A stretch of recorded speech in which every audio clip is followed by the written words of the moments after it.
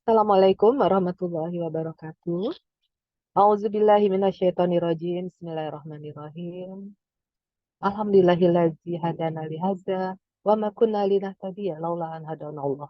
Asyhadu an la ilaha illallah wahdahu la syarikalah wa asyhadu anna Muhammadan abduhu wa rasuluhu. Allahumma shalli ala sayidina Muhammad wa ala ali sayidina Muhammad. Segala puji hanyalah milik Allah yang telah menunjukkan kita semua pada jalan kebaikan ini. Dan Allah sekali-kali tidak akan menunjukkan jalan kebaikan jika Allah tidak menghendaki. Kami bersaksi tidak ada Tuhan Allah dan kami bersaksi bahwa Nabi Muhammad adalah hamba dan utusannya. Limpahan salawat dan salam senantiasa tercurahkan kepada Nabi Muhammad, pemimpin kita, kekasih kita. Dan insya Allah kita semua akan melakukan syafaat beliau di yaumul akhir kelak. Amin ya robbal alamin. Ustaz Budiman, terima kasih telah berkenan menjadi narasumber pada hari ini dan juga sahabat-sahabat muslimah yang telah hadir, tetap semangat. Kita mengikuti kajian pagi hari ini, insya Allah menjadi hari yang berkah dan kita dapat mendapat ilmu yang berkah pula. Dan hari ini temanya yang akan disajikan oleh Ustadz sangat menarik, yaitu bagaimana menata hawa nafsu. Kita tahu semua bahwa nafsu adalah bagian dari fitrah dalam setiap manusia. Namun tentunya kita tidak bisa mengikuti hawa nafsu dengan semaunya, karena hawa nafsu itu dapat menyeret kita dalam hal-hal yang tidak baik dan bahkan dimurkai oleh Allah. Karena kita tahu hawa nafsu itu layaknya seperti godaan setan yang bisa datang setiap saat, yang cenderung akan membawa kita kepada hal yang mudarat dan bahkan dilarang oleh Allah. Untuk itu insya Allah hari ini tema cara menata hawa nafsu dapat menjadikan kita ilmu untuk dapat mengelola hawa nafsu kita. Demikian mukadimah dari kami. Silakan Ustaz. Wassalamualaikum warahmatullahi wabarakatuh. Baik, bismillahirrahmanirrahim. Assalamualaikum warahmatullahi wabarakatuh. Waalaikumsalam warahmatullahi wabarakatuh. Innal hamdalillah nahmaduhu wa nasta'inuhu wa nastaghfiruh wa na'udzu billahi min sururi anfusina wa min sayyiati a'malina. May yahdihillahu fala mudhillalah wa may yudlilhu fala hadiyalah. Asyhadu an la ilaha illallah wahdahu la syarikalah wa asyhadu anna Muhammadan abduhu wa rasuluh. Allahumma salli ala Muhammad wa ala alihi wa ashabihi ajma'in. Amma ba'du. Faqala Allah Ta'ala fi kitabil karim. A'udzu billahi minasyaitonir rajim. Ya ayyuhalladzina amanu taqullaha haqqa tuqatih wa la tamutunna illa wa antum muslimun. Shadaqallahul adzim. Yang terhormat Ketua MI Salsabila dan ibu-ibu semuanya yang dirahmati oleh Allah SWT, di pagi menjelang siang ini tentunya kita senantiasa bersyukur kepada Allah SWT karena Allah senantiasa melimpahkan rahmat serta taufiknya pada kita semua, sehingga hari ini melalui kajian virtual kita bisa berjumpa wajah, berkait hati, bersambung rasa, berlimpah doa. Mudah-mudahan yang dalam keadaan kesulitan dimudahkan oleh Allah SWT, yang dalam keadaan Amin. sakit disembuhkan oleh Allah SWT, yang hilang Amin. dipertemukan, yang putus disambungkan, bahkan yang Amin. konflik keluarga diutuhkan kembali menjadi keluarga sakinah, mawaddah, warahmah.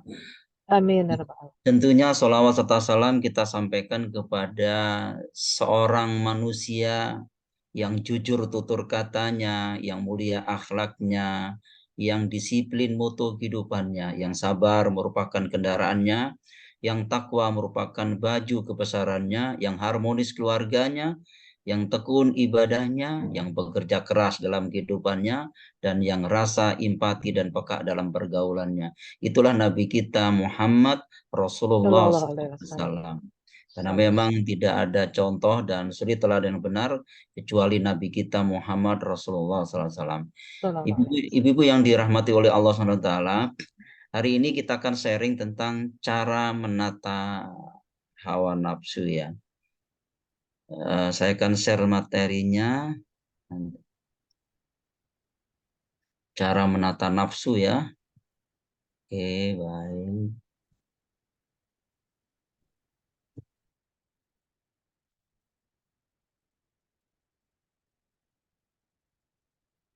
Hari ini kita akan sharing cara menata nafsu ya. Oke, baik. Sebagai mukadimah, Allah telah berfirman, cara menata nafsu, wa nafsi wa ma sawaha fa'alhamaha fujuraha wa taqwaha qad aflaha man zakkaha wa qad khaba man dassaha. Demi jiwa serta penyempurnaannya atau ciptaannya, maka Allah mengilhamkan kepada jiwa itu jalan kejahatan dan ketakwaan. Sesungguhnya beruntunglah orang yang mensucikan jiwa itu, dan sesungguhnya merugilah orang yang mengotorinya. Dalam ayat ini ada kalimat nafs, wa nafsi, artinya jiwa. Jadi nafsun bisa diterjemahkan jiwa. Di dalam nafsun itu ada dua, yakni fujur, jalan kejahatan, kemudian takwa, yakni takwa. Nah, sebelum kita mengenal lebih dalam lagi tentang jiwa manusia, tentu kita juga akan mengenal yang namanya al-bashar. Al-bashar itu nama lain daripada manusia, itulah al-bashar.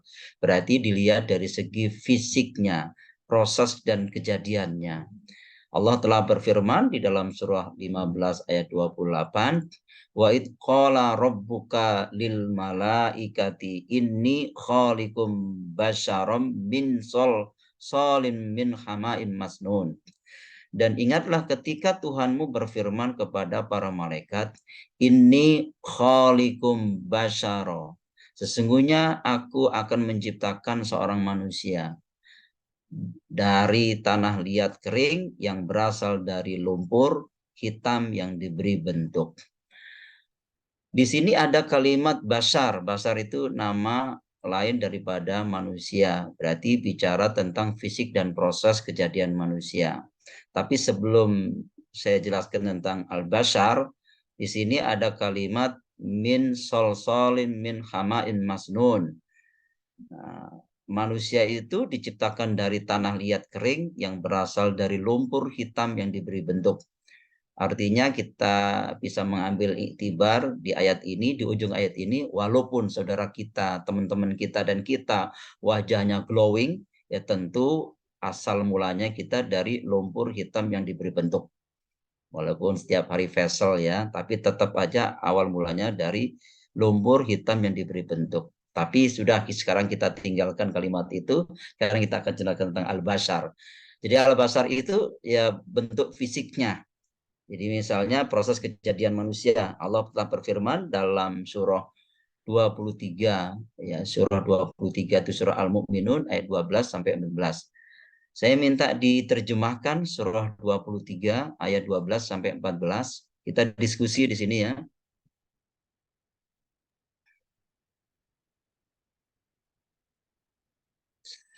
Siapa yang mau menerjemahkan? Silakan Budian. Budian bisa terjemahkan Budian? Saya nggak megang Quran. Ya, boleh. Ya, Oh, 23. silakan. Silakan ya. Ibu Dian. Ya. Iya. Ya, kasih. Auzubillahi minasyaitonirrajim. Bismillahirrahmanirrahim. Dan sungguh kami telah menciptakan manusia dari saripati berasal dari tanah. Kemudian kami menjadikannya air mani yang disimpan dalam tempat yang kokoh atau rahim. Kemudian air mani itu kami jadikan sesuatu yang melekat. Lalu sesuatu yang melekat itu kami jadikan segumpal daging. Dan segumpal daging itu kami jadikan tulang belulang. Lalu tulang belulang itu kami bungkus dengan daging. Kemudian kami menjadikan makhluk yang berbentuk lain. Maha suci Allah, pencipta yang paling baik. Oke, baik. Jadi ini menjelaskan tentang al-bashar dari segi fisik, yaitu proses kejadian manusia. Walaqad khalaqnal insana min sulalatin min tin, dan sungguh kami telah menciptakan manusia dari sulalah. Sulalah itu saripati yang berasal dari mintin, yang dari tanah. Kemudian saripati itu disimpan di dalam rahim yang kokoh. Tsumma ja'alnahu nutfatan fi qararim makin. Kemudian saripati itu aku jadikan nutfah, yakni air mani, yang disimpan di dalam rahim yang kokoh. Kemudian tsumma khalaqnan nutfata 'alaqatan fa khalaqnal 'alaqata mudghah fa khalaqnal mudghata izaman fa kasawnal izama lahma tsumma ansha'nahu khalqan akhar, fatabarakallahu ahsanul khalqin. Nah, yang kita angkat di sini adalah proses kejadian manusia.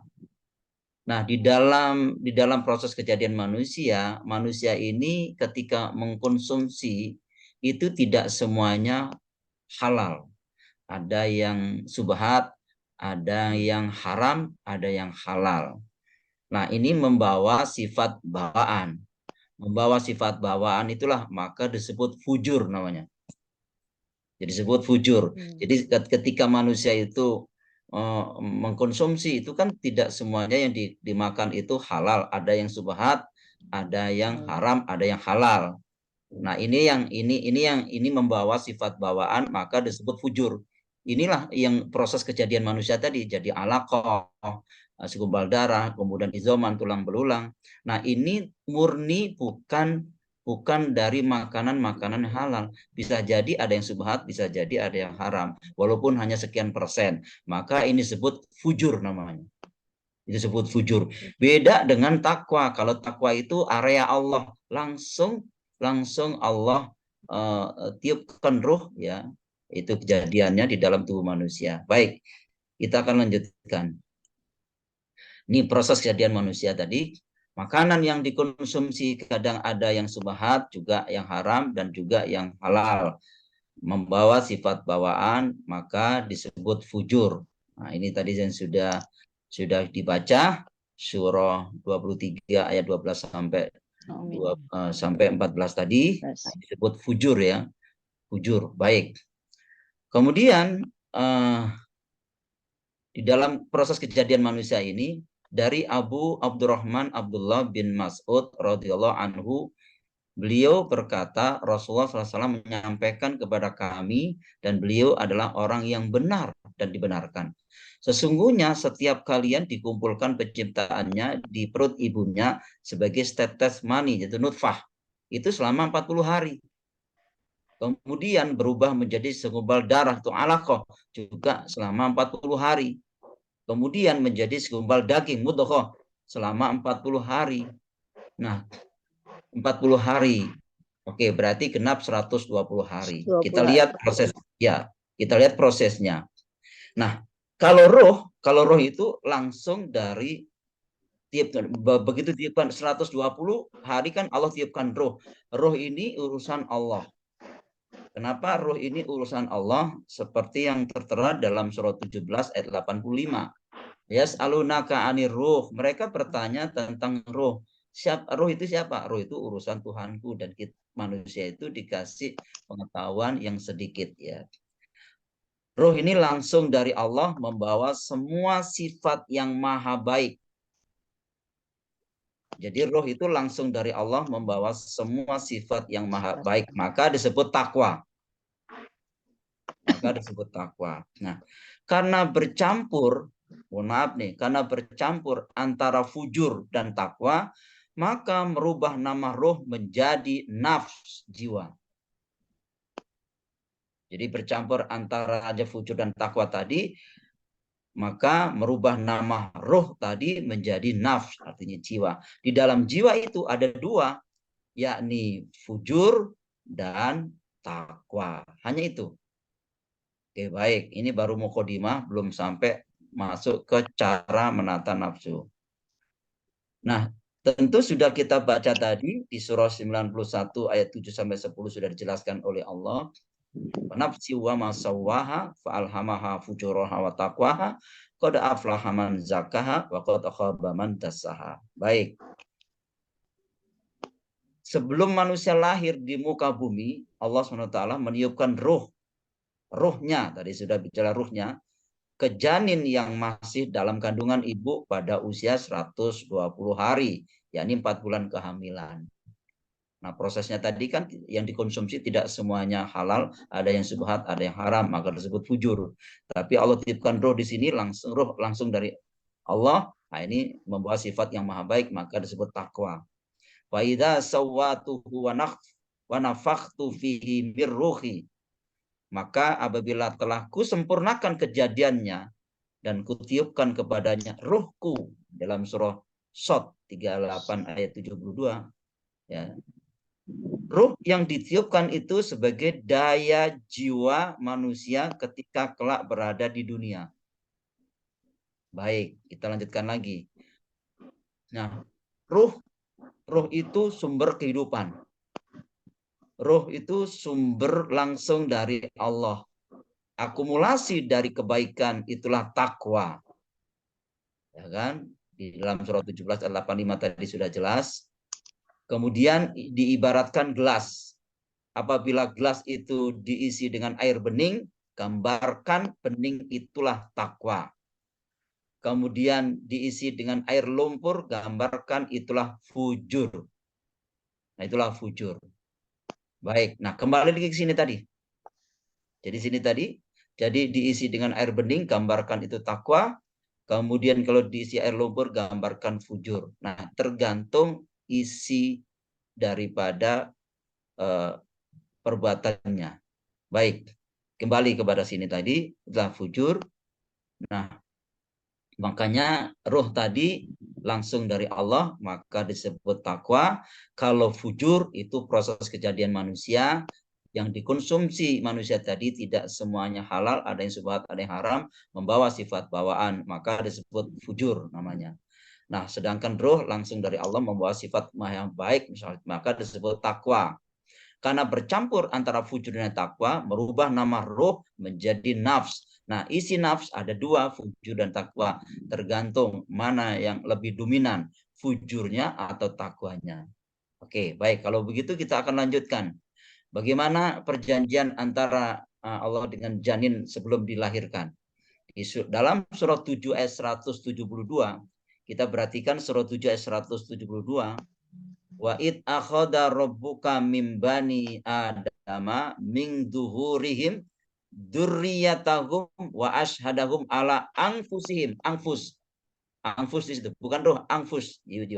Alastu bi rabbikum qalu bala syahidna antakulu yaumal qiyamah inna kunna an hadza ghafilin.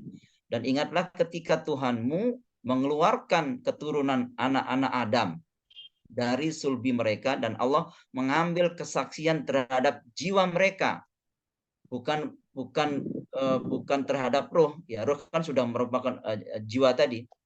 Jadi jiwa mereka tadi. Seraya berfirman, bukankah aku ini Tuhanmu?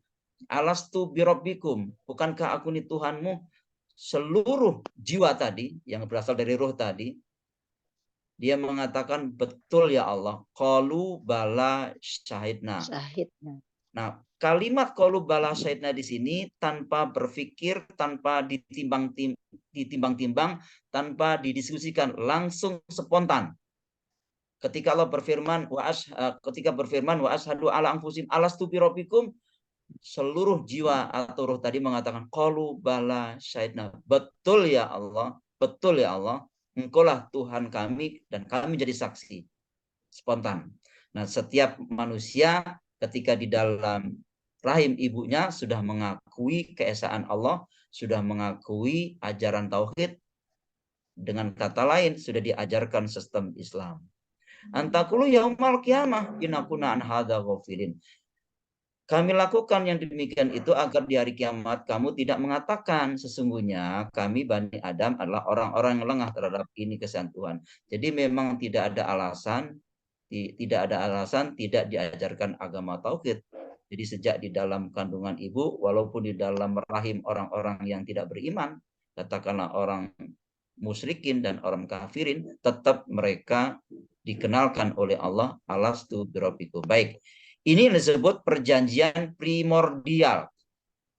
Apa itu perjanjian primordial? Perjanjian primordial secara sederhana sebagai perjanjian yang bersifat private antara sang makhluk dan kholiknya. Antara manusia dengan Tuhannya. Tidak ada pihak lain yang mengintervensi perjanjian itu. Tidak ada intervensi dari KPK, nggak ada. Hanya dirinya dengan Allah. Kan? Jadi tidak bisa cawe-cawe orang ketiga di sini. Ya, Ibu dia nanti yang lebih mengerti cawe-cawe itu apa kan ini. Tahu juga. Baik, jadi inilah perjanjian primordial. Kita akan lanjutkan. Oke, baik, sudah mulai masuk ke inti materinya. fa'alhamaha fujuraha. Maka Allah mengilhamkan kepada jiwa itu jalan kejahatan dan ketakwaannya. Nafs, artinya jiwa tadi, dalam jiwa ada fujur, ada takwa. Jadi fujuroha wa taqwaha. Baik. Fujur kalau ya negatif ya. Kemudian takwa itu positif. Oke. Jadi fujur itu bisa diterjemahkan bahasa kita negatif, takwanya positif. Nah, ibu-ibu ketika main dengan cucunya main robot-robotan. Ya, terus kemudian baterainya habis atau nggak ada baterainya. Lantas ibu-ibu beli baterai. Nah, baterai itu ternyata positif dan negatif. Makanya hidup tuh robot-robotannya. Nah, hidup. Nah, sebab itu dalam jiwa manusia ada fujur disebut negatif dan disebut takwa itu positif. Baik, sekarang kita lanjutkan ayatnya. Oke, baik. Di dalam fujur, nih isi fujur itu dusta, sombong, pemarah. Kalau takwa isinya lawannya jujur, rendah hati, sabar. Oke, coba kita perhatikan pelan-pelan di sini. Di dalam jiwa tadi, fujur itu isinya apa? Misalnya dusta. Apalagi sombong, pemarah, dan lain-lain misalnya kan. Kemudian takwa, jujur, rendah hati, dan sabar. Kalau suaminya pemarah, istrinya harus apa kira-kira? Mohon maaf. Sabar. Yes, sabar. Itulah takwa. Itulah takwa. Saya ulang lagi. Kalau suaminya pemarah, maka istrinya harus sabar. Nah, itulah takwa. Nah, kalau misalnya suaminya marah-marah, terus kemudian istrinya pemarah, meledak. Ya jalan itu. Akan terjadi konflik. Ya kan?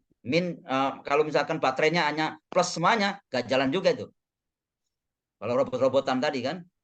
Kalau min semua juga nggak jalan. Nah, sebab itu saya ulang lagi. Kalau si fulan itu sombong, maka kita harus rendah hati. Kalau si fulan itu dusta, maka kita harus jujur. Kalau istrinya cerewet, ya kan, ngomel melulu, kan begitu. Tapi jangan kenceng-kenceng lah ngomong di sini ya.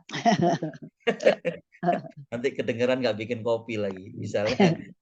Kalau istrinya cerewet, maka suaminya harus silent, diam. Jadi jangan suaminya cerewet lagi, wah meledak itu, nggak bakalan bikin kopi itu ntar. Jadi kalau istrinya ngomel-ngomel, maka suaminya harus silent. Nah inilah isi daripada jiwa itu, fujur dan takwa. Nah tugas kita bagaimana? Dilanjutkan firmannya. Qad aflaha man zakkaha. Sesungguhnya beruntunglah orang yang mensucikan jiwa itu. Mensucikan. Zakkaha. Artinya apa? Mensucikan. Zakah mensucikan apa? Jiwa. Waqad khaba man tasaha, dan sesungguhnya merugilah orang yang mengotorinya. Baik. Kita perhatikan di sini. Ibu-ibu kalau mencuci baju nih, membuang bajunya atau kotorannya? Kotorannya. Oke, kotorannya. Oke. Kalau tidak kotor, mungkinkah dicuci? Tidak. Ya, oke. Bunyi-bunyi apa nih? Deng-deng-deng itu. Bangunan. Kayaknya dari Dian deh. Dari tempat Dian. Iya benar. Ada depan rumah lagi bangun rumah. Oh baik. Nggak apa-apa. Apa ya tuh? Oke. Adanya kotor itu untuk menunjukkan yang bersih atau mengotori pakaiannya. Menunjukkan yang bersih. Yes, subhanallah. Luar biasa salsabilan ya. Baik. Manfaat kotor untuk menunjukkan yang bersih atau mengotori pakaiannya. Menunjukkan yang bersih. Yes, dari sinilah kotor itu diciptakan untuk mendapatkan bersihnya. Kembali ke sini tadi. Fujur itu diciptakan supaya mendapatkan takwanya. Adanya dusta, ini katalis menunjukkan apa? Jujur. Maka tugas kita mempreser fujurnya sehingga muncul takwanya. Jadi dari sini kita menekan sombongnya, dimunculkan rendah hatinya. Saya kira ibu-ibu insya Allah paham ya. Jadi seperti tadi, kotor itu diciptakan untuk mendapatkan bersihnya, bukan mengotori bajunya. Nah, fujur itu Allah ciptakan, ilhamkan kepada jiwa itu, bukan ngotori jiwanya, tapi apa? Supaya nampak takwanya. Bagaimana mungkin disebut bersih jika tidak ada yang kotor? Nah, dari sini tugas kita bagaimana? Mempreser fujurnya, takwanya yang muncul. Jadi memang tidak bisa dihilangkan. Nah, sebab itu dari sini sudah mulai ini masuk. Oke, minta tolong diperhatikan di sini nafs jiwa. Isi jiwa itu fujur dengan takwa. Kemudian ditutup ya kolbu. Kolbun, jiwa itu ditutup, kemudian ada kolbun. Lantas kemudian ditutup lagi kolbunnya, kemudian ada sodr. Jamaknya sudur. Dan sudur. Oke. Semua yang kita lakukan sumbernya di sini. Semua yang kita lakukan sumbernya di sini, fujur dan takwa. Nah, isinya di dalam jiwa itu fujur dan takwa. Baik, kita lihat setan. Setan memprovokasi dengan halus disebut was-was. Coba kita buka dalam surah 115 ayat 5. Yang Bibi sudah hafal itu. Walaupun sudah hafal, saya minta tolong dibuka. Biar kita paham. Alladzi yuwaswisu fi sudurinas. Ya, saya minta tolong diterjemahkan. Nah, ya, yang mau ngopi silakan ngopi ya. Saya. Ya, boleh. Silakan. Ya. Bentar dibuka dulu. Baik, silakan Ibu Hani. Panas ya. Ya. Ayat 5. Ya. Auzubillahi minasyaitonirrajim, yang membisikkan kejahatan ke dalam dada manusia. Oke. Perhatikan redaksi firman Allah. Sodor tadi itu kan jamaknya sudur. Di dalam surah 114 An-Nas ayat 5, alladzi yuwaswisu fi sudurinas. Yang membisikkan kejahatan melalui dada manusia. Sudur di sini. Kemudian dada masuk ke dalam kolbu. Begitu masuk ke kolbu, masuk ke naf, area fujurnya di sini. Jadi di sini, mohon maaf ibu-ibu yang saya hormati, di layar kelihatan nggak? Mohon maaf ibu-ibu. Kelihatan jelas, Pak. Kelihatan Oke, jelas. baik. Saya ulang lagi. Setan membisikkan, ya kan, membisikkan kejahatan melalui dada manusia, masuk ke dalam kolbu, masuk ke nafs, area fujurnya yang dikuasai, bukan takwanya. Fujurnya yang dikuasai. Di mana dibuktikan area fujur dikuasai? Ibu-ibu buka surah 4 ayat 118. Surah 4 ayat 118. Ya. An-Nisa 118. Yang dinilai oleh dibaca ya Ustaz ya. Ya, baik. Auzubillahi minasyaitonirrajim. Yang dilaknati Allah dan setan itu mengatakan, aku pasti akan mengambil bagian tertentu dari hamba-hambamu. Oke, baik. Jadi setan mengatakan la'anahullahu wa qala la'attakhidanna min ibadika nasiban mafrudo. Nasiban mafrudo. Yang dilaknati Allah dan setan itu mengatakan, aku pasti akan mengambil bagian tertentu dari hamba-hambamu. Bagian tertentu dari hamba-hambamu, nasiban mafrudo. Dari area fujurnya dikuasai. Area fujurnya. Ini yang mudah diombang-ambingkan, mudah digoda.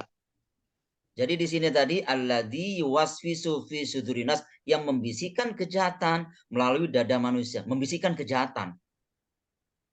Kemudian masuk dalam kolbu, masuk di dalam naf, area fujurnya. Dibisikin itu. Sudah tenang menghadiri majelis taklim, sudah tahu ayatnya, setan memasuki melalui dada manusia. Tuh lihat tetanggamu, lihat. Baru saja beli mobil, kamu belum kan? Akhirnya masuk ambulan dia kan.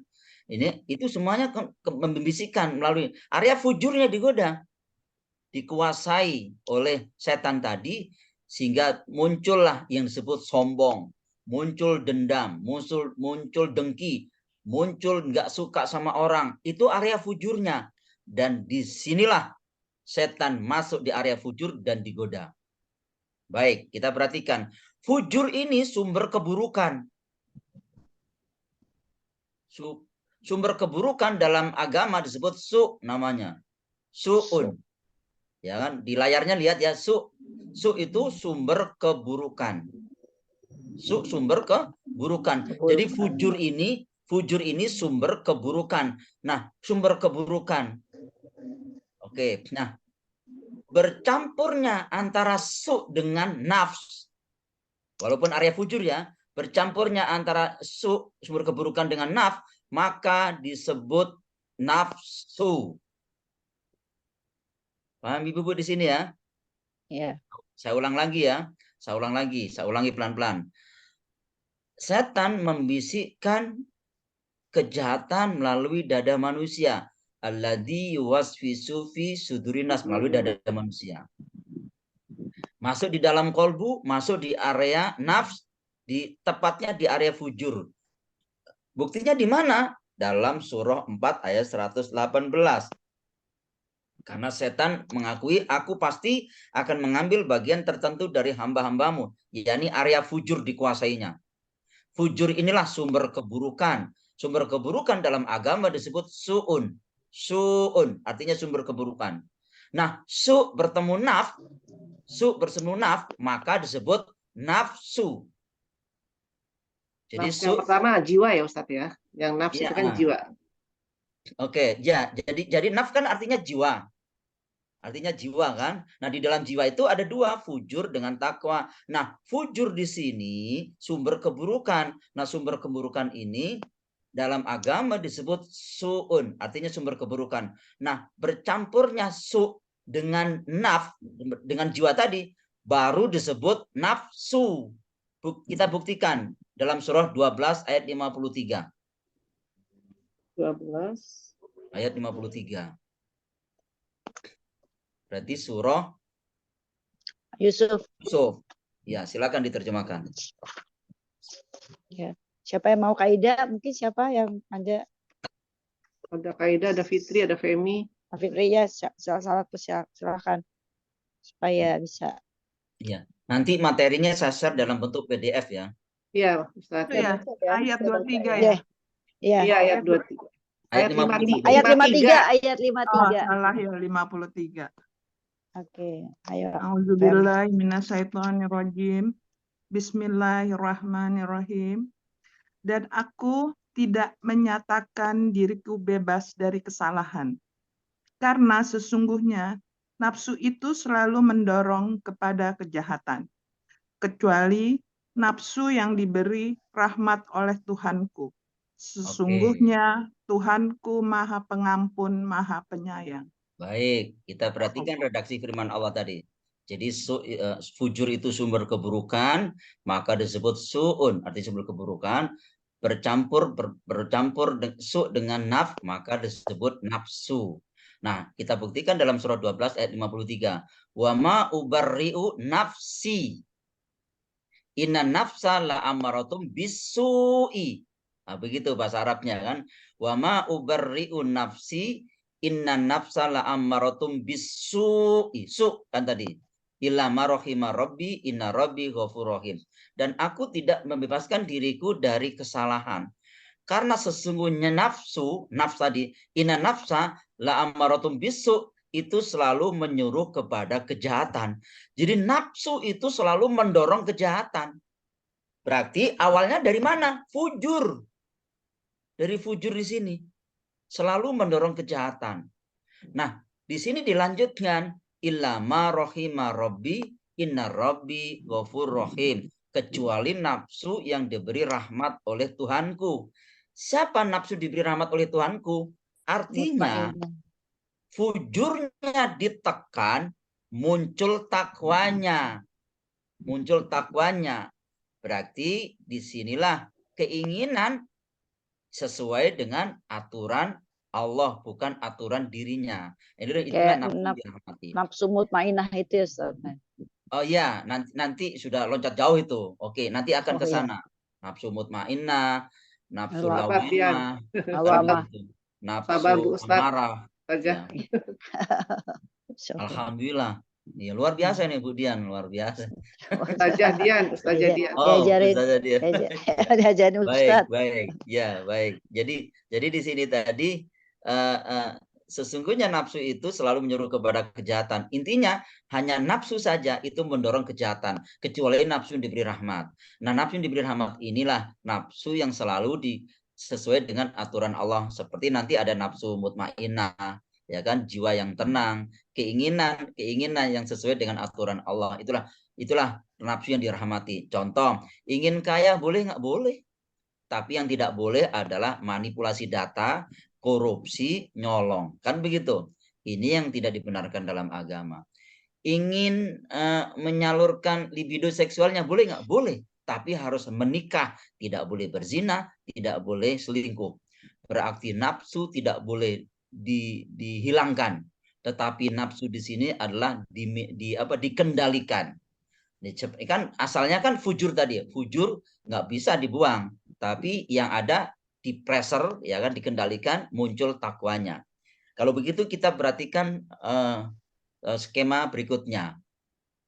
Oke, area takwanya ya 15. Oke, kita perhatikan kembali lagi. Oke, fujur, baik, setan, kembali lagi. Kita perhatikan di sini tentu agak berbeda, ya kan? Nah, nafsu, oke. Kalau takwa itu tidak bisa dikuasai oleh setan. Takwa itu area Allah, zonanya Allah.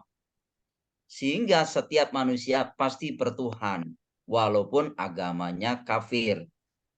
Walaupun dia menyimpang, tetap bertuhan. Ya kan? Bukti tadi sudah dijelaskan oleh Allah dalam surah 7 tadi ayat 172. Nah, area di sini tidak bisa digoda. Kata siapa? Iblis sendiri mengakuinya. Ya kan? Ibu-ibu buka surah 15 ayat 39 sampai 40. Kaidah, silakan Kaidah. Surah Al-Hijr, surah 15 ayat 39 sampai 40.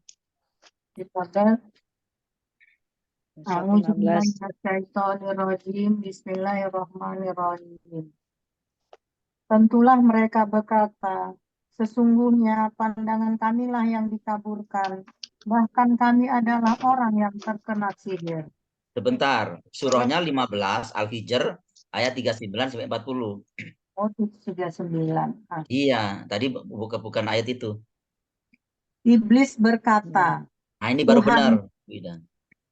Iblis berkata, Tuhanku, oleh karena engkau telah memutuskan bahwa aku sesat, aku pasti akan jadikan kejahatan terasa indah bagi yang mereka di bumi. Dan aku akan menyesatkan mereka semuanya, kecuali hamba-hambamu yang terpilih di antara mereka. Sadaqallah. Baik, bagus sekali di sini. Baik. Di surah 15 ayat 39 sampai 40 ini menjelaskan tentang ketidakmampuan setan untuk menguasai area takwa tadi. Dia dan mengakui betul. Dia mengatakan, dan itu diabadikan oleh Allah dalam surah Al-Hijr.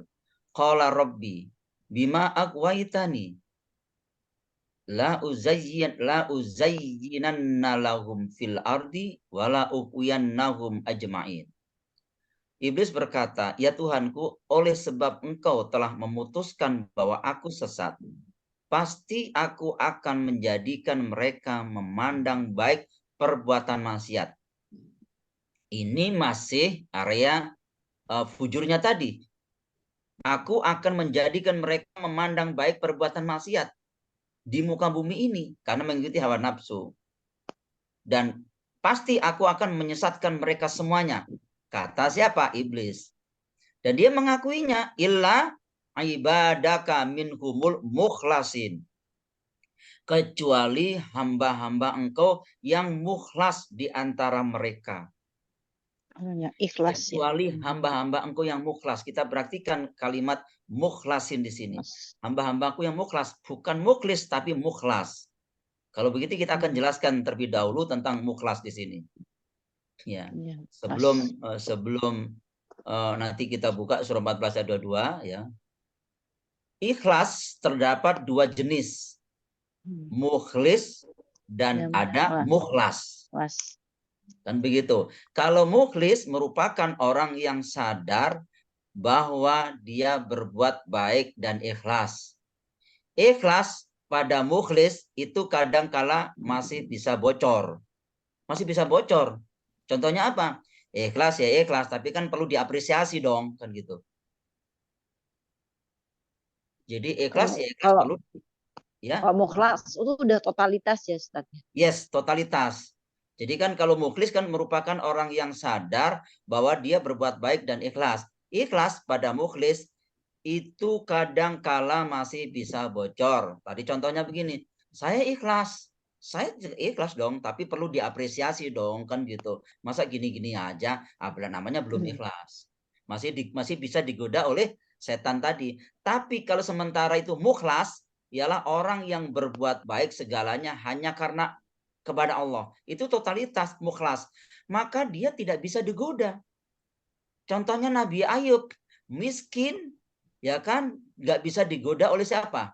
Oleh iblis, karena dia tetap taat kepada Allah. Kaya pun dia tetap kepada Allah.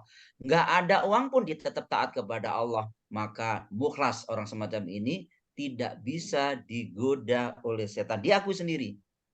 Nah, ini disebut mukhlas tadi. Ya kan, beda dengan mukhlis.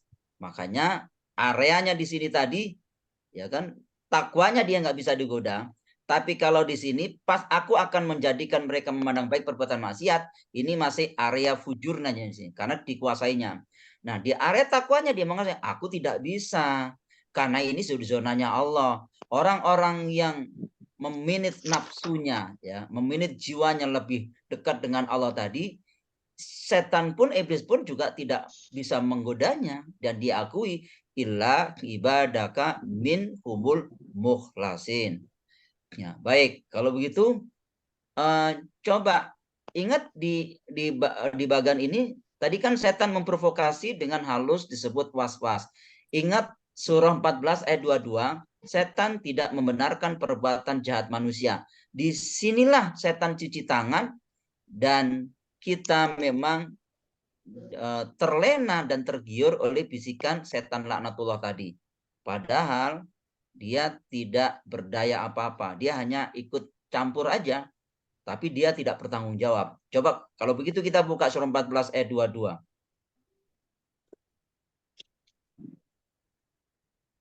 Ibrahim ya, Ustaz Ibrahim. Ya, surah Ibrahim. Siapa yang mau baca silakan. Yang Uti-Uti. Ada. Habis ini kita buka pertanyaan. Ada Fitri kan? Fitri atau Mbak Nur? Saya boleh Mbak, saya boleh. Oh ya, boleh, ya boleh. Silakan. Ya. Bismillahirrahmanirrahim. Dan berkatalah syaitan tak kala perkara atau hisab telah diselesaikan. Sesungguhnya Allah telah menjanjikan kepadamu janji yang benar. Dan aku pun telah menjanjikan kepadamu, tetapi aku menyalahinya. Sekali-kali tidak ada kekuasaan bagiku terhadapmu, melainkan sekedar aku menyeru kamu, lalu kamu mematuhi seruanku.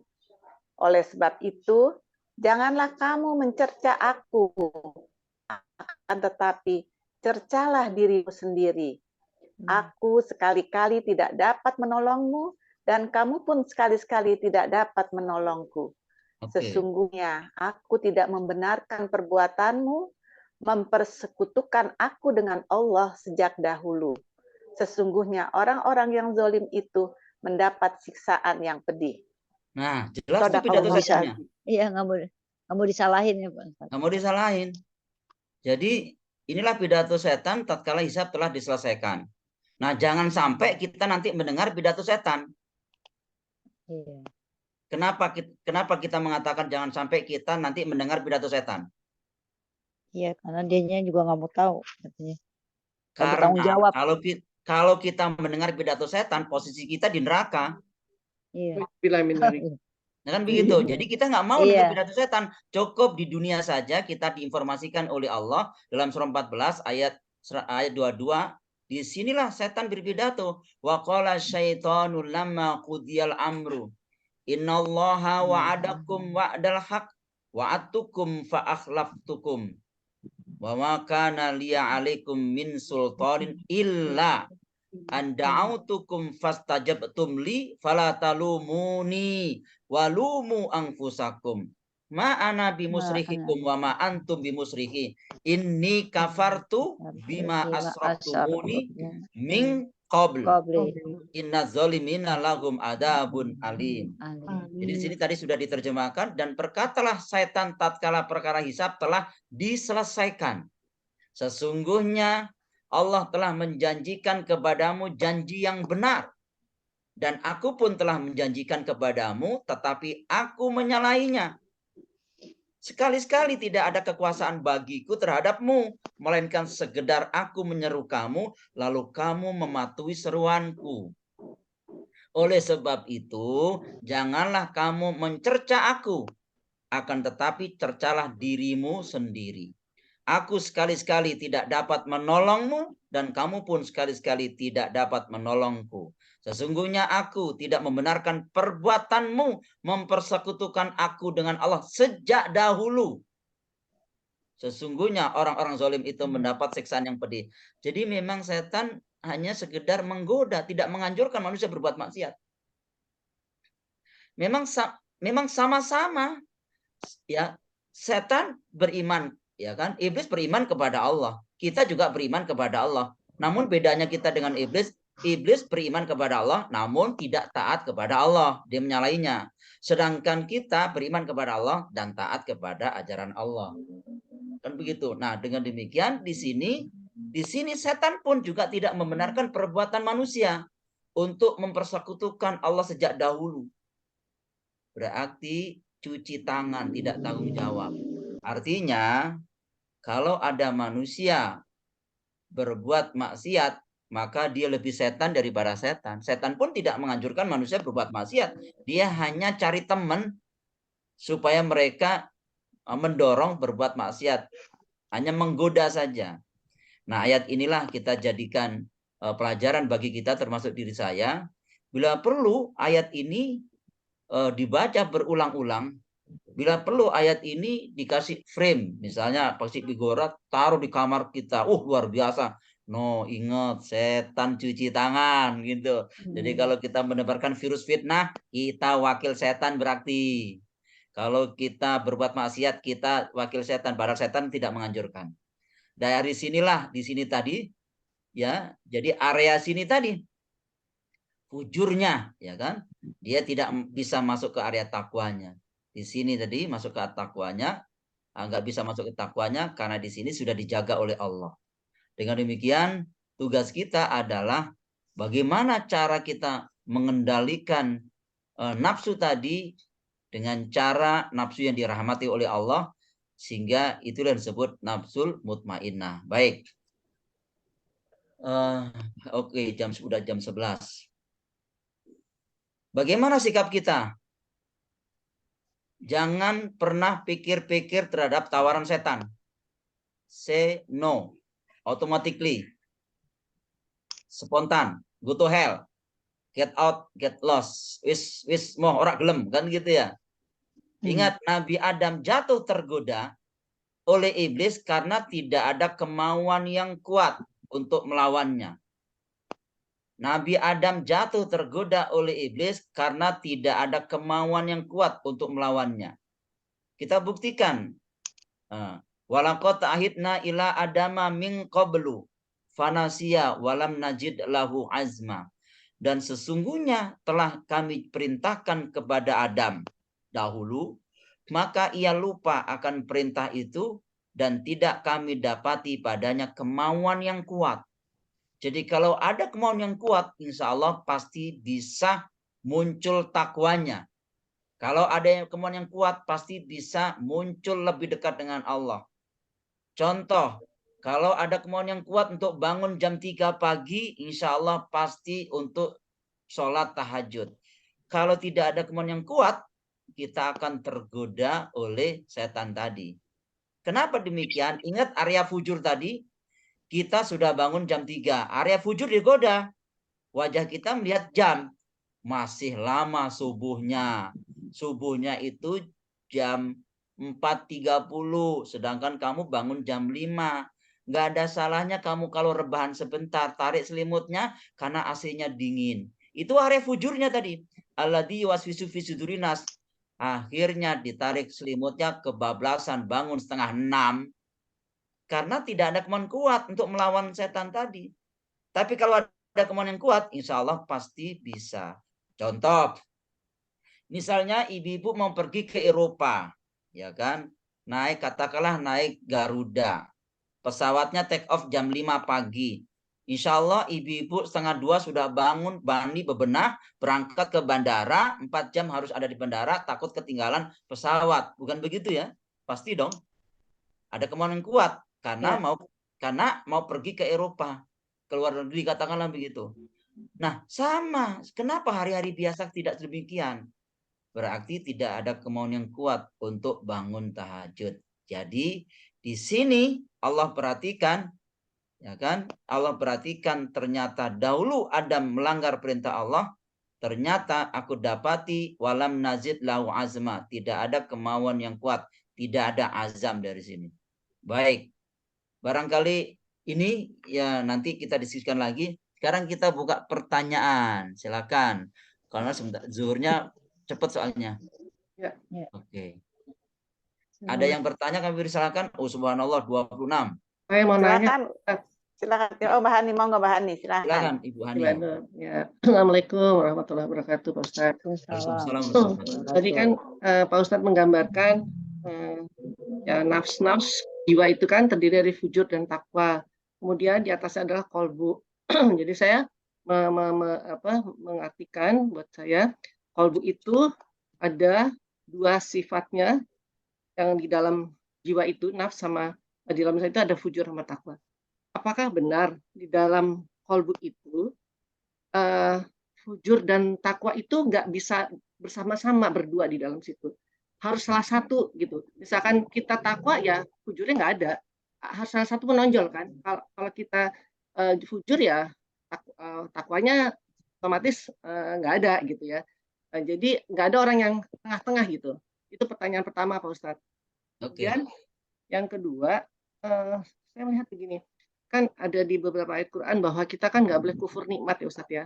Harus selalu bersyukur. Nah, kalau lihat dari sifat-sifat fujur, itu kan semua sombong, dengki, marah, segala macam itu adalah sifat dari orang-orang yang kufur nikmat.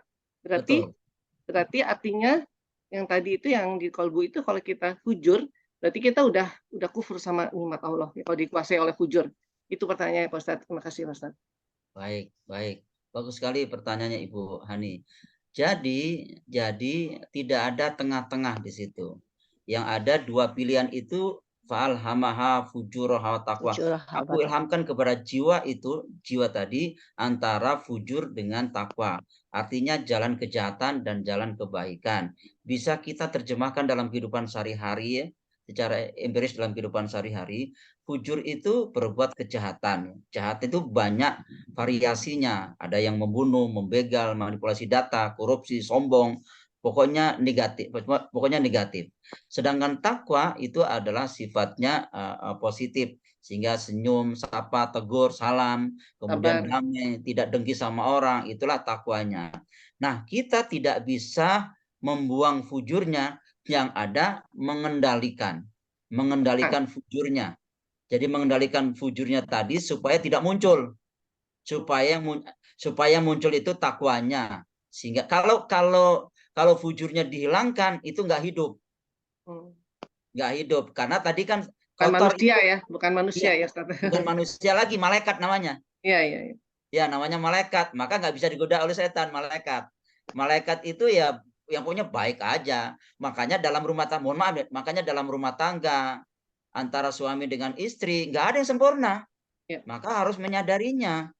Tidak wah, pokoknya kalau melihat istrinya seperti bidadari, nggak ada yang sempurna.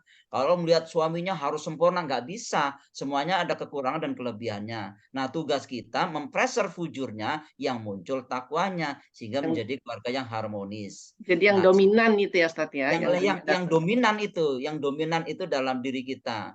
Kita juga demikian, kita sebagai pengusaha punya karyawan. Nah, nggak ada karyawan itu cuma baik semuanya. Ya, pasti juga ada yang berbuat manipulasi data. Tapi bagaimana kita meminimalisir perbuatan kejahatan tadi? Caranya bagaimana? Tentu dikasih tahu, diingatkan supaya muncul takwanya. Nah, tugas kita mengasah pisau ketakwaan kita supaya lebih tajam. Kalau tidak diasah pisau ketakwaannya, tumpul sehingga muncul tuh fujurnya. Area fujur itu sudah dikuasai oleh setan, laknatullah tadi. Jangan sampai kita dikuasai oleh setan. Nah, cara mengendalikan tadi yang mempreser fujurnya, muncul takwanya. Supaya apa? Supaya kotor. Tadi kan kalau baju tadi kan kotor itu diciptakan supaya mendapatkan bersihnya. Bagaimana mungkin baju itu disebut bersih jika tidak ada yang kotor kan? Katalisnya kan di situ ya. Baik, sehingga tidak ada tengah-tengah. Nah, yang kedua kufur nikmat. Ya, orang-orang yang dikuasai oleh setan fujurnya, dia selalu putus asa, kufur nikmat, galau, sumpah, minum baygon, bunuh diri. Nah itu, gara-gara fujurnya yang muncul, takwanya nggak ada. Bayangkan di luar sana, ada yang begal, punya motor masih nyuri motor, kerja di perusahaan masih manipulasi data, ya kan, punya istri digamparin, punya anak dibunuh, karena fujurnya. Makanya ada orang bilang begini, oh dapat bisikan itu wangsit dari siapa? Setan itu kayak negatif. Pokoknya pendek katanya, pokoknya bisikan yang negatif itu area setan fujur itu. Kan kadang-kadang, mohon maaf nih, kadang-kadang kita muncul, yuk kita sedekah, yuk kita ngaji. Itu bisikan malaikat takwanya yang muncul tuh. Segerakan untuk bersedekah walaupun hanya 10.000. Segerakan untuk bersedekah walaupun senyuman. Sedekah berbuat baik walaupun kepada siapapun. Kalau ingin ngaji, segerakan walaupun hanya 5 ayat. Karena itu takwanya muncul. Karena kata Nabi, jangan sampai di sore hari dia takwa, bisa jadi di malam hari dia bisa kafir. Nah, the next second kita nggak tahu terjadi, siapa tahu ini pertemuan yang paling terakhir, kita juga tidak tahu. Segeralah berbuat baik. Nah, kalau yang negatif, misalnya ngomongin aib orang lain melalui WA, kemudian dikit-dikit nggak suka, dikit tensinya tinggi terus marah. Nah itu negatif tuh. Pokoknya berbuat negatif itu bisikan setan. Jangan sampai kena tadi surah 4 ayat 118 tadi. Oh ini area setan nih, nggak mau. Walaupun fujurnya ada, tapi di pressure muncul takwanya. Saya kira demikian ya Ibu Hani ya. Ya, jadi okay. Maaf Pak Ustadz. Jadi kalau kita bisa jadi kita harus mengendalikan nafsu itu tadi Ustadz ya, supaya kita jangan fujurnya muncul dan kita membiarkan diri untuk diganggu setan gitu kan ya. Kalau kita nggak mengendalikan kan ya. Betul.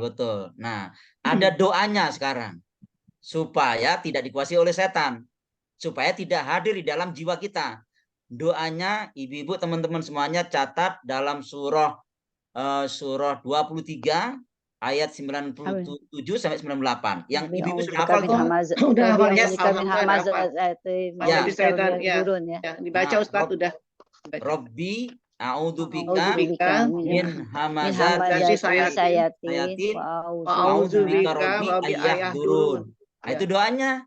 Ya, itu doanya. Terus dibaca doa itu sambil baca a'udzubillahi minasyaitonirrajim di ayat lain kan, di doa itu. Supaya kita tidak dikuasai oleh setan. Pokoknya yang negatif, ingin marah sama anaknya, negatif itu.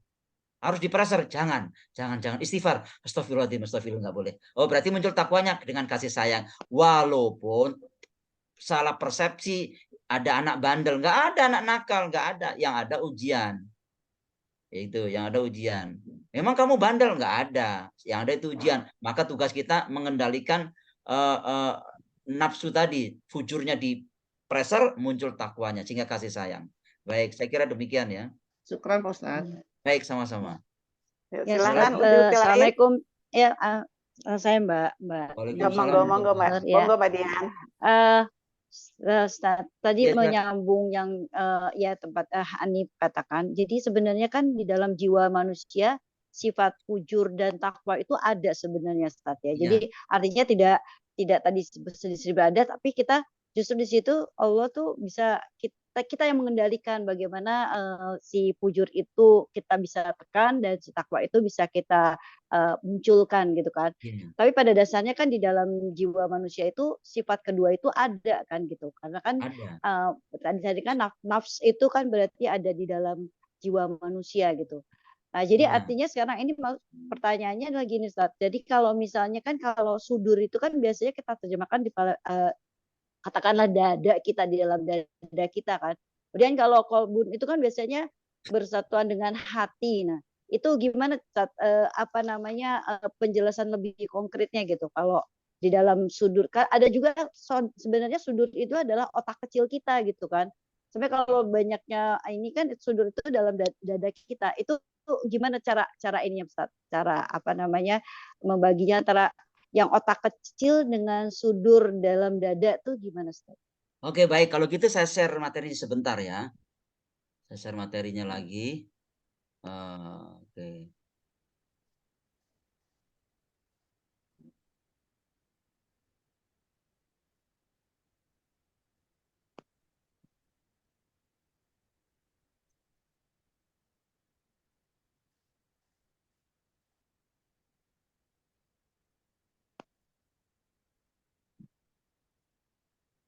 Oke, di sini saya gambarkan ya.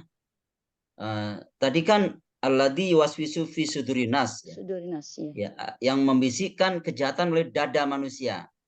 Digambarkan dada secara fisik dada kan, di dalam itu kan fisiknya dada. Masuk ke dalam itu kolbu. Masuk ke dalam itu kolbunnya. Kolbun itu bisa membalik-balik. Nah, masuk ke dalam lagi jiwanya. Nah, masuk lagi itu di dalam kolbu itu, di dalam kolbu itu ada jiwa. Nah, isinya jiwa itu fujur dan takwa. Nah, terus kemudian Allah mentransfer darah itu dari hati tadi, dari jantung ya, dari jantung melalui apa? Melalui aliran darah, ya kan? Mengalir kemana? Mengalir ke otak. Itu di dalam otak itu ada sensor dan motor. Sensor itu kalau kita terjemahkan adalah takwanya tadi. Nah, sedangkan motor kalau kita terjemahkan adalah fujurnya. Fujurnya berarti aliran darah di sini menuju ke otak seharusnya yang lebih dominan adalah sensornya. Sehingga decision maker di sinilah di otak di sini. Di otak di sini akan bisa membedakan antara hak dengan yang batil. Karena yang bisa merasa itu bukan jantung, bukan hati, tapi yang bisa merasa adalah otak kita. Namun sumber rasa ada di jantung tadi, di hati tadi. Tapi yang merasakan adalah otak kita, motor dan sensor, otak kecil dan otak besar tadi. Sehingga kalau di otak tadi tidak ada ayat-ayat Allah, ya, kalau dalam Al-Quran kan ada afala takilun kan begitu. Apakah kamu tidak berpikir? Kalau di otak itu tidak ada ayat-ayat Allah, dia akan memutuskan mengekspresikan tindakannya ya sesuai dengan isinya. Kalau isinya hanya kumpulan orang-orang yang nongkrong-nongkrong kemudian tidak tahu kesana kemari dan bacaannya ngalur ngidul, ya dia akan mengekspresikan orang-orang yang ngalur ngidul karena nggak ada situ. Nah, disinilah sensor tadi. Nah, tugas kita munculkan sensornya, itu takwanya, Qur'annya, motornya ditekan tadi. Disinilah tadi fa'alhamaha fujuraha wa taqwa. Nah, di sini kan jadi Allah memperkenalkan dirinya melalui hati, rasa tadi, masuk di dalam jiwanya, itu tadi ada fujur dengan ada yang takwa. Nah, fujur tadi kita terjemahkan yang mudah adalah motor, itu kemauan, yaitu dalam nafsu tadi, nafsu ya dalam arti fujurnya, kalau sensor adalah takwanya. Nah, ini ya ada di dalam otak kita. Dengan demikian kita harus bisa membedakan antara hak dan batil. Nah, secara fisik ya, secara fisik tadi kan sudur kan di dalam dada manusia. Dalam dada. Nah, masuk ke dalam kolbun. Kolbun kan dari kata kolaba, yukolibu kolbun, artinya berbolak-baliknya. Di dalam kolbu itu, di dalam kolbunya lagi, ada di dalam lagi namanya nafs.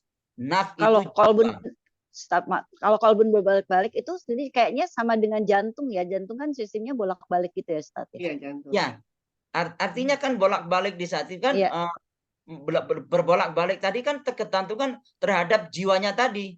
Iya.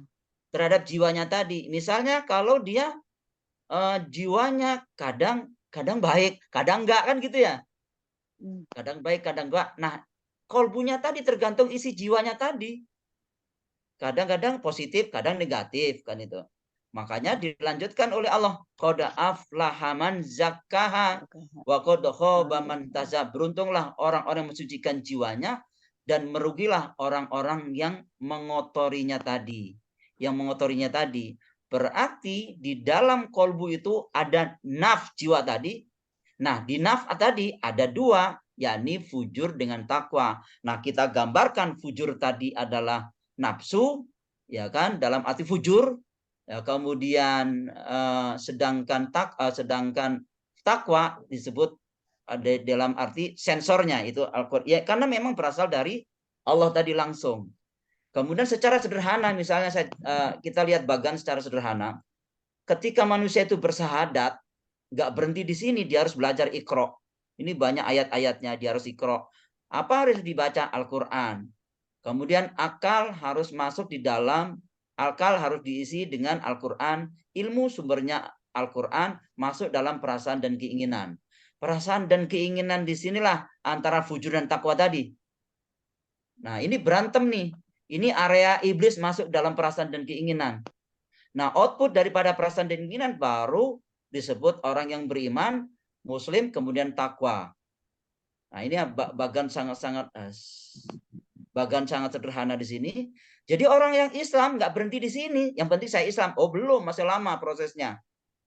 Dia harus belajar di sini, Iqra, mengerti majelis taklim, salsabila, kan begitu kan? Apa yang dikaji? Tadabbur Al-Qur'an supaya mempreser fujurnya, muncul takwanya.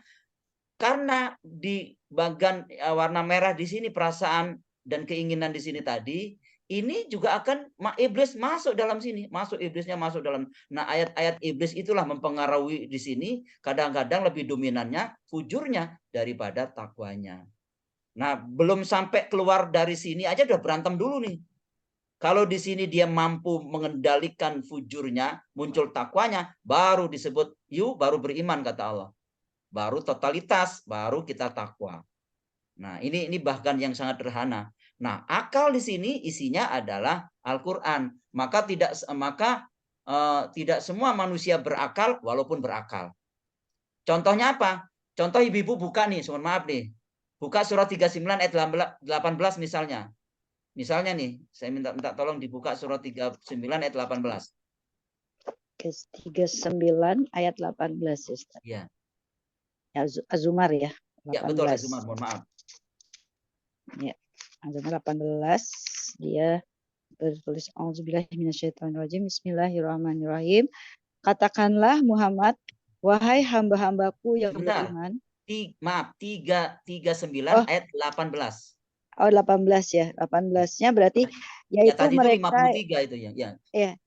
Yaitu mereka yang mendengarkan perkataan lalu mengikuti apa yang paling baik di antaranya. Mereka itulah orang-orang yang telah diberi petunjuk oleh Allah dan mereka itulah orang-orang yang mempunyai akal sehat. Yes. Jadi yang mendengarkan perkataan artinya habis taklim di sini didengarkan, ternyata itu bukan perkataan Ustadz, wahyu firman Allah. Kemudian kemudian mengikuti yang terbaik. Oh, ini memang betul firman Allah ini, diasah takwanya, pisau ketakwanya, diasah akalnya di situ. Lantas Allah mengatakan, ulaika hadahumullah. mereka itu orang yang mendapatkan petunjuk dari Allah. Mereka itulah termasuk orang-orang yang punya akal sehat. Jadi tidak semua orang yang punya akal itu berakal. Berarti tidak semua orang yang punya akal itu berakal. Ya kan? Mereka itulah orang yang punya akal. Mereka adalah orang yang berakal. Siapa orang berakal? Dia mengikuti petunjuk Allah dengan benar tadi. Jadi tidak semua manusia itu berakal walaupun dia punya akal. Baik, saya kira demikian ya. Oke, kita bagi lagi. Makasih. Ya, makasih jadi, Ustaz. ya, baik. Ada lagi yang ditanyakan? Silakan Uti. Ada lagi yang mau bertanya? Uti. Sebenarnya Ustaz ada lagi satu Ustaz, boleh nggak? Nggak apa-apa, sebelum ya. ada yang bertanya lagi. Ya. Nah, saya tadi berpengaruh pada mukhlis dan mukhlas ya. Okay. Artinya kan kalau mukhlis itu adalah yang masih bocor tadi kan ya. Betul. Kalau mukhlas itu yang totality kan. Betul. Nah kalau sekarang ini ya banyak lah misalnya ulama-ulama atau apa yang tadinya dia udah baik gitu, terus tiba-tiba ada nyeleneh dikit gitu. Artinya dia itu masih termasuk mukhlis lah berarti atau belum mukhlas karena kan kayaknya banyak dia figurnya udah bagus sebenarnya. Tapi ya itu tiba-tiba katakanlah maksudnya ini misalnya kayak poligami gitu menyakiti hati ininya itu kan maksudnya ada yang rasanya itu kalau menurut saya sih masih bocor gitu Ustaz. Artinya gini dia belum bisa bersikap yang namanya seadil-adilnya karena ternyata orang yang di poligami itu merasa sakit hati gitu. Apakah itu termasuk mukhlis atau kalau mukhlas kan kayaknya dia udah nilai ta'ala gitu udah semuanya tuh fokus ke Allah gitu. Itu gimana Ustaz perbedaannya seperti itu? Baik. Antara mukhlis dan mukhlas itu. Baik. Kalau mukhlas tadi kan totally ya. Iya. Ya, sedangkan mukhlis kan masih bisa bocor ya. Nah, si fulan atau tokoh-tokoh masyarakat tanda kutip ya kan, ketika mereka tergiur dengan dunia ya kan, belum totalitas lebih dekat dengan Allah, maka dia baru tahap mukhlis sehingga masih bisa digoda oleh setan. Masih bisa digoda hanya karena ya sedikit duniawi, padahal disebut dunia kan temporer dan nggak lama. Sehingga dia menjual ayat-ayat Allah dengan justifikasi bahwa dirinya adalah ustadz atau kiai atau ulama ya. Ini yang tidak dibenarkan dalam agama. Maka di situ berarti belum totally, masih belum mukhlas tetapi baru mukhlis. Ya kan dalam berarti mukhlisnya tadi belum ke area takwanya, baru area fujurnya karena masih bisa digoda oleh area fujurnya walaupun fujurnya mungkin berapa persen fujurnya tetap area fujur walaupun berapa persen ya kan. Kan ada yang orang yang fujur totalitas 100% ya sudah berarti kan begajulan itu nggak mau sholat nggak mau ini. Tapi kalau misalkan tanda kutip ustadz atau kiai ada fujurnya berarti mereka walaupun hanya 10% walaupun ada 60% itu tetap area fujur. Ya, tapi tugas kita harus kita ke area takwanya. Nah kita berusaha ke sana karena memang kita tidak bisa menghilangkan kemaksiatan yang ada di sekitar kita. Namun bagaimana kita membentengi diri dari kemaksiatan itu supaya kita tidak tergiur oleh sifatnya duniawi tadi, ya kan? Ya, contoh tadi poligami dengan justifikasi ya kan nggak apa-apa menurut surah An-Nisa harus 4. Tapi kan ayat yang lain tidak dibaca. Misalnya kan contoh doang. Contoh doang kan. 129-nya Ustaz ya. Ya, ayat 129-nya kan. Atau dia teriak-teriak kan bahwa kami adalah orang-orang yang paling jujur, orang-orang yang paling hebat, maka pilihlah kami ketika kami nanti akan mengayomi rakyat-rakyat kecil kan. Membela yang jujur, membela wong cilik, prakteknya membela wong licik kan pegel juga jadi kan. Iya. Jadi karena area fujurnya. Nah, disinilah tugas kita tetap mengendalikan fujur kita, kemudian supaya muncul takwanya. Jadi positive thinking itu akan muncul apabila dimulai dari positive feeling. Bagaimana mungkin akan muncul positive thinking jika positive feelingnya nggak ada? Misalnya kita nih muncul nggak positive thinking ketika hati kita ngedumel, mangkel gitu? Nggak bisa. Maka dimulai positive feeling. Itulah takwanya, supaya pikiran kita jernih. Jadi teko akan mengeluarkan isi teko. Kalau teko isinya kopi, dituang keluar kopi. Tidak mungkin teko itu isinya kopi, dituang kok keluar susu. Itu nggak mungkin kalau toh ada oknum. Gitu. Jadi dengan demikian mudah untuk menerjemahkan ayat-ayat Allah dalam kehidupan sehari-hari. Supaya Al-Quran itu bukan hanya sekedar bacaan, tapi aplikatif ya dalam kehidupannya. Baik, saya kira demikian. Ya, terima kasih Ustaz. Itu Bu Dian ya. Iya, Ustaz, saya nambahin aja Ustaz, nambahin Bu Dian. Silakan Bu. Begini, kita kan sering selalu setiap manusia itu kan artinya tidak pernah ada yang sempurna. Dia bisa berbuat salah gitu kan. Hari ini kita baik gitu ya. Tapi besok-besok kita salah gitu ya.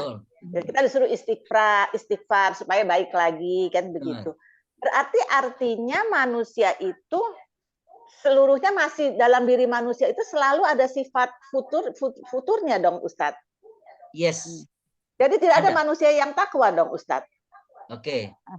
Baik. Udah Ibu Dian. Iya. Ya itu aja, saya masih bingung di situ tuh Ustadz. Makasih ya, syukran Ustadz. Baik, bagus sekali pertanyaannya. Jadi tidak ada manusia yang sempurna. Tidak ada manusia sempurna. Tadi fujur itu Allah ciptakan supaya apa? Supaya nampak takwanya. Ketika kita tadi kan analoginya mencuci baju. Ketika kita mencuci baju itu bukan membuang bajunya, tapi supaya mendapatkan bersihnya. Nah, dengan demikian, fujur tadi dari awal kita jelaskan sama-sama tadi di sini sharing. Fujur itu kan membawa sifat bawaan dari manusia, ya kan? Yang disebut al-basar tadi. Mengkonsumsinya manusia tadi, ada yang subhat, ada yang halal, ada yang haram. Nah, bercampurnya mengkonsumsi makanan tadi membawa sifat bawaan, maka baru disebut fujur namanya. Fujur. Nah, sedangkan takwa, sedangkan Allah mentiupkan ruh. Ruh itu langsung dari Allah. Jadi selalu benar, selalu cinta, selalu damai, selalu positif. Ruh dimasukkan ke dalam jiwa tadi. Nah, bercampur antara fujur, maka disebut takwa, bercampur antara fujur dengan takwa, merubah nama ruh menjadi nafs namanya, jiwa tadi. Nah, jiwa, maka area takwa tadi itu area Allah. Nah, tugas kita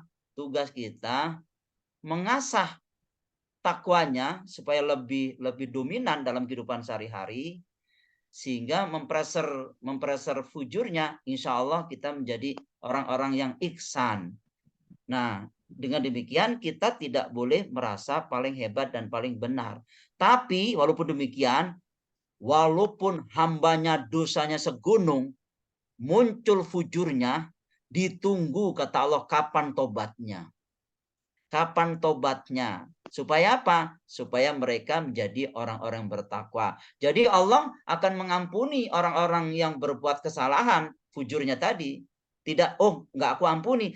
Walaupun dosa syirik pun diampuni selama dia sempat bertobat kepada Allah SWT.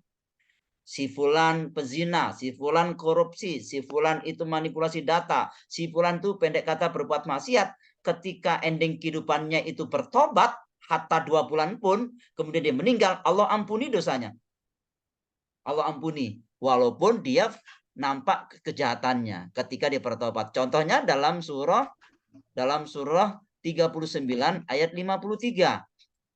Qul ya ibadiyalladzina asrafu ala anfusihim la taqnatu min rahmatillah. Katakanlah kepada hamba-hambaku yang melampaui batas di muka bumi ini. Dan walaupun dosanya segunung, la taqnatu min rahmatillah, janganlah berputus asa dari rahmat Allah. Kenapa tidak boleh berputus asa dari rahmat Allah? Innallah yaghfirud dzunuba jami'a. Sesungguhnya Allah mengampuni dosa semuanya. Hatta dosa syirik pun diampuni oleh Allah sebelum mereka meninggal. Walaupun di dalam surah An-Nisa ayat 48 dijelaskan oleh Allah, ayat 148 dijelaskan oleh Allah bahwa dosa syirik tidak diampuni, memang betul. Selama manusia itu belum sempat bertobat meninggal, itu nggak diampuni. Tapi kalau ketika dia sempat bertobat, maka Allah ampuni. Disinilah Allah Maha Rahman dan Rahimnya, karena memang dalam jiwa itu ada fujur dan takwanya. Begitu. Oke, baik. Sehingga dengan tata cara disebutkan oleh Nabi harus beristighfar, mohon ampun kepada Allah, insya Allah Allah pasti ampuni. Contoh dalam surah 6 ayat 53. Ayat 54. Dalam surah 6 ayat 54, Allah tidak pernah dendam kepada hambanya walaupun dosa melakukan kesalahan. Namun ketika dia ada kerinduan untuk mengubah sikap, Allah pasti ampuni. Kataba rabbukum ala nafsi rahmah. Tuhanmu telah menetapkan sifat kasih sayang terhadap dirinya. Dendamnya tidak pernah ditetapkan. Dengan demikian tidak ada manusia yang sempurna. Nabi pun makhluk yang sempurna, itu pun juga diuji oleh Allah sedikit, tapi kemudian tetap dijaga dengan wahyu. Baik, saya kira demikian. Ada lagi yang mau nambah materinya? Ibu Nungki? Sementara belum, Pak Ustadz. Oke, Nanti baik. ada sedikit yang tadi ditanyakan. Sedikit aja nih tadi melanjutkan yang apa namanya ubudian ya, ubudian tadi mengenai mukhlas dan mukhlis. Bahwa seseorang itu untuk bisa mukhlis itu kan artinya dia nggak mudah gitu loh, karena kita kan sangat sulit untuk menjadi mukhlis. Padahal kita ini ingin sekali bisa jujur, bisa apa namanya tidak sombong gitu ya. Betul. Nah ini mungkin ada ini dari Pak Ustadz. Kita mulai merasa sombong karena kita punya suatu kelebihan gitu ya. Padahal sementara itu Pak Ustadz bilang bahwa kesombongan itu justru yang harus ditekan gitu. Tapi kan secara manusiawi dengan kelebihan kita, dengan keberhasilan kita, dengan penghargaan yang kita terima misalnya ya, manusiawi aja kalau kita kadang-kadang suka terucap gitu. Tapi kalau misalnya kita mengucapkannya dengan alhamdulillah, saya sudah begini, itu masuk ke dalam apa tuh Ustadz? Baik. Walaupun kita pakai alhamdulillah, tapi kita ada kata-kata yang terucap dari alhamdulillah. Misalnya ya, alhamdulillah saya udah naik pangkat, saya sekarang udah menjabat ini, saya sekarang udah punya ini gitu. Itu kan ada kesombongan di situ, walaupun kita sendiri sebetulnya mensyukurinya dengan mengucapkan alhamdulillah, tapi kita nggak sadar kita tuh cerita gitu. Kita apa namanya? Ya itu tadi, apakah itu termasuk dari yang kesombongan, padahal itu kan harus kita tekan gitu Pak Ustadz. Itu contohnya gimana Pak Ustadz? Ya, jadi memang segala aktivitas kita, apakah kita naik pangkat, apakah kita dapat rezeki berupa uang atau materi, apapun keberhasilan di dunia ini, kita ucapkan alhamdulillah, ya kan? Alhamdulillah, kemudian diimplementasikan dalam kehidupan sehari-hari. Jadi tidak sombong, berarti dia karena mengucapkan alhamdulillah. Alhamdulillah itu kan diterjemahkan dalam kehidupan sehari-hari, tidak ada yang patut dipuji kecuali hanya Allah. Alhamdulillah.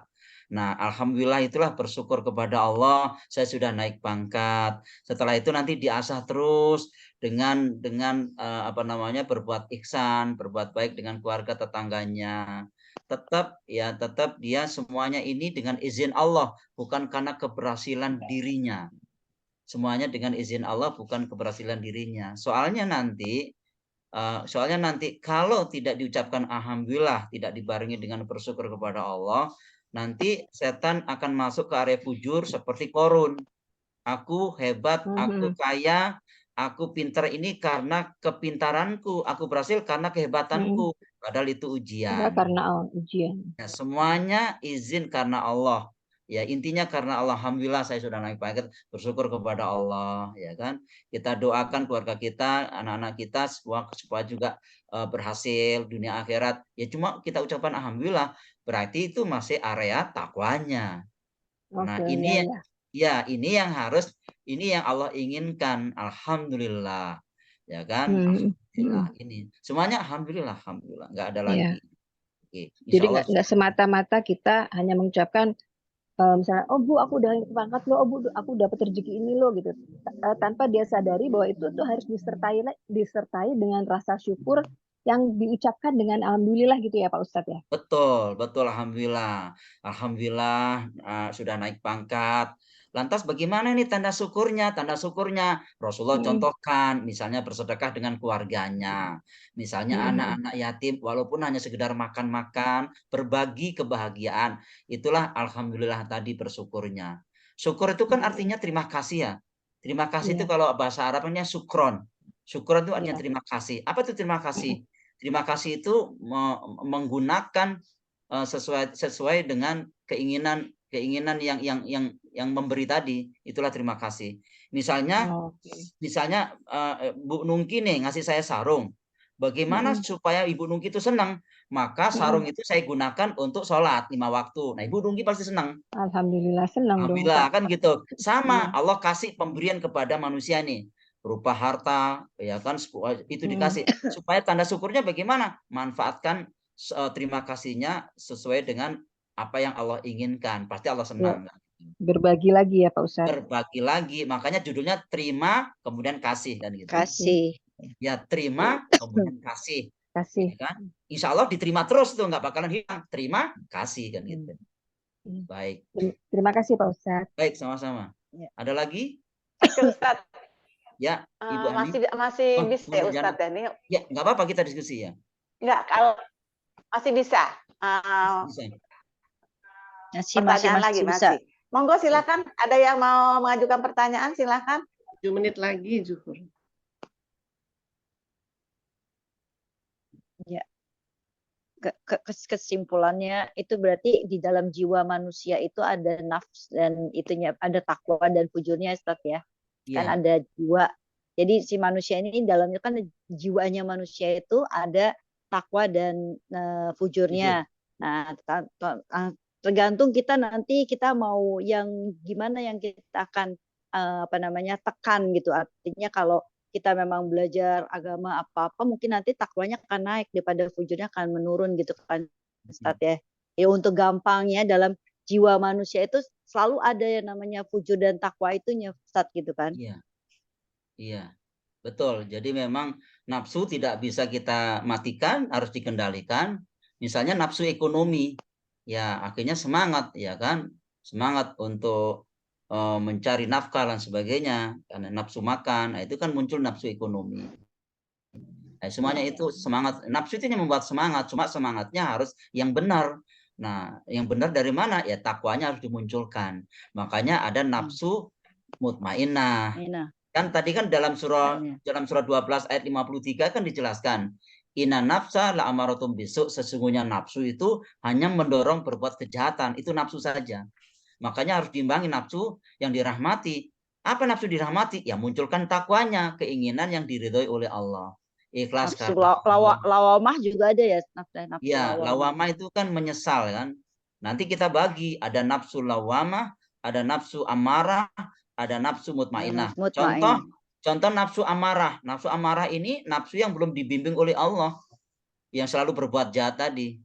Ya kan, itu nafsu amarah yang selalu nafsu yang mendorong berbuat kejahatan, belum dibimbing oleh Allah, belum dalam arti belum ada ilmunya di situ, ya kan, dia suka tetap marah-marah dan sebagainya. Nah, kemudian itu sederhananya. Kemudian nafsu lawamah, nafsu lawamah ini sudah ngaji, sudah taklim, sudah tahu ayatnya, tapi kadang juga berbuat maksiat kan gitu. Nah, ketika berbuat maksiat dia sadar loh aku salah, kemudian dipertobat, dia nyesel. Nah, nyesel itu disebut lawamah artinya. Lawamah artinya menyesal. Demi jiwa yang menyesal. Nah, yang bagus tuh nafsu mutmainnah, jiwa yang tenang. Ya kan, mutmainnah, ketenangan, jiwa yang tenang. Al-Fajr ya, Al-Fajr. Ya mukhlas karena Allah. Ya kan, tenang, rela diatur oleh Allah dengan mengucapkan alhamdulillah kan gitu. Ya, ada orang yang gini, motivasinya kan gini, bersyukur alhamdulillah 100 miliar halal kan gitu, alhamdulillah. Bersyukur alhamdulillah menerima rezeki 100 miliar halal. Daripada dia tidak bersyukur, daripada dia tidak bersyukur, ya kan, tapi hanya dapat uang 100.000 perak kan. Nah, itu kan berbeda, motivasinya ke sana kan. Ya, jadi lebih baik 100 miliar halal bersyukur kepada Allah daripada 100.000 haram, kan gitu ya. Iya Ustaz. Ya, baik. Mungkin udah selesai ya Ustaz. Baik, kalau begitu kita tutup kayak doa dengan ya Ustaz ya. Doa. Ya, kita tutup Tolong ditutup dengan doa ya Ustadz ya. Baik, kita doakan saudara-saudara kita. Barangkali ada yang, mohon maaf, pertama kali ada yang sakit, Allah angkat penyakitnya. Cucu saya sakit kan. Allah sembuhkan penyakitnya, kemudian tidak meninggalkan rasa sakit. Yang punya urusan, Allah mudahkan segala urusannya, hajatnya tercapai, cita-citanya tercapai, dan Allah kabulkan. Kita doakan anak-anak kita soleh dan soleha. Kita doakan keluarga kita semuanya lebih dekat dengan Allah sampai menghantarkan reuni keluarga di surganya. Kita doakan semuanya mudah memahami ayat-ayat Al-Quran dan mudah mengamalkan dalam kehidupan sehari-hari sehingga semuanya ikhlas karena Allah. Al-Fatihah. A'udzubillahi minasyaitonirrajim. Bismillahirrahmanirrahim. Alhamdulillahirabbil alamin. Ar-Rahmanirrahim. Maliki yaumiddin. Iyyaka na'budu wa iyyaka nasta'in. Ihdinas siratal mustaqim. Siratal ladzina an'amta 'alaihim ghairil maghdubi 'alaihim waladdallin. Amin. Astaghfirullahaladzim, astaghfirullahaladzim, astaghfirullahaladzim wa atubu ilaik. A'udzu billahi minasyaitonir rajim. Bismillahirrahmanirrahim. Alhamdulillahirabbil alamin. Hamdan syakirin, hamdan na'imin, hamdan yuafi na'am yukafi'u mazida. Ya Rabbana lakal hamdu kama yanbaghi lil jalalil karim wa adimi sultanik. Allahumma salli ala Muhammad wa ala ali Muhammad. Allahumma fir lana walidaina warhamhuma kama rabbayana shighara. Walil jamil muslimina wal muslimat. Al-ahya'i minhum wal amwat. Innaka qaribun mujibud da'wat ya qadiyal hajat. Rabbana la tu'akhidna in nasina aw akhtana. Rabbana wa la tahmil alaina isran kama hamaltahu 'alal ladzina min qablina. Rabbana wa la tuhammilna ma la taqata lana bi. Wa'fu 'anna waghfir lana warhamna. Anta maulana fansurna al-qaumil kafirin. Allahumma ansurna fa innaka khairun nasirin. Waftah lana fa innaka khairul fatihin. Waghfir lana fa innaka khairul ghafirin. Warhamna fa innaka khairur rahimin. Warzuqna fa innaka khairur raziqin. Wahdina wa najjina minal qaumil jahilin. Wa najjina minal qaumil munafikin. Wa najjina minal qaumil musyrikin. Wa najjina minal qaumil kafirin. Wa najjina minal qaumiz zalimin. Rabbana zalamna anfusana wa illam taghfir lana wa tarhamna lanakunanna minal khasirin. Allahumma rabbana taqabbal minna salatana wa siyamana wa qiyamana wa taqasyu'ana wa tadru'ana wa ta'abudana wa tamim taksirana ya Allah ya arhamar rahimin.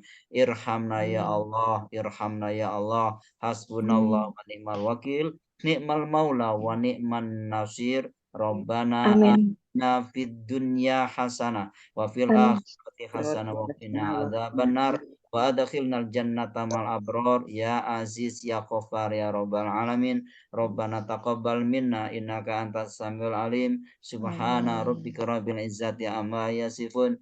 Wassalamun alal mursalin. Alhamdulillahirabbil alamin. Kita tutup dengan doa tulis. Subhanakallahumma wa bihamdika asyhadu an la ilaha illa anta astaghfiruka wa atubu ilaik. Terima kasih atas perhatiannya, mohon maaf atas kekurangannya. Selamat melanjutkan aktivitas dan pastikan kita tetap di jalan yang benar. Assalamualaikum warahmatullahi wabarakatuh. Waalaikumsalam warahmatullahi wabarakatuh. Sampai ketemu lagi.